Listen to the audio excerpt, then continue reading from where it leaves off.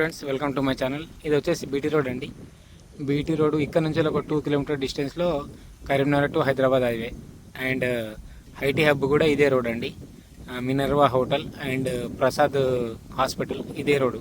ఇక్కడ నుండి ఒక 2 కిలోమీటర్ డిస్టెన్స్లో అండి. ఇటు పోతే విలేజ్ వస్తుంది. ఇది ఒక 6 గుంటాస్ ల్యాండ్ సేల్కి వచ్చిందండి. 6 గుంటలే. మనకు రేట్ వచ్చేసి 3,30,000 చెప్తున్నారు. రేటు కొంచెం తగ్గుతుంది. జస్ట్ 6 గుంటాసే అండి. 6 గుంటల సైటే. ఇక స్క్వేర్ బిట్ ఉంటుంది. రెడ్ సాయిల్ చుట్టూ కడిలేసి ఉన్నాయండి. బిట్ మాత్రం చాలా బాగుంటుంది. మనకు ఐటీ హబ్కు జస్ట్ ఒక 2 కిలోమీటర్ డిస్టెన్స్లో ఉంటుందండి.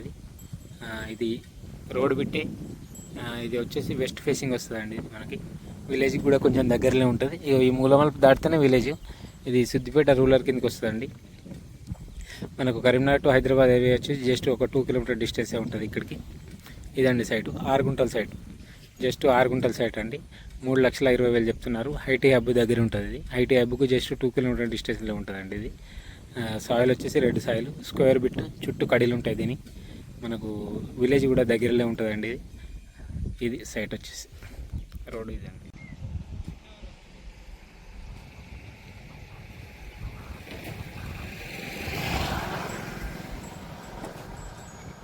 అది కనిపించేది మనకు main Karimnagar to Hyderabad highway అండి.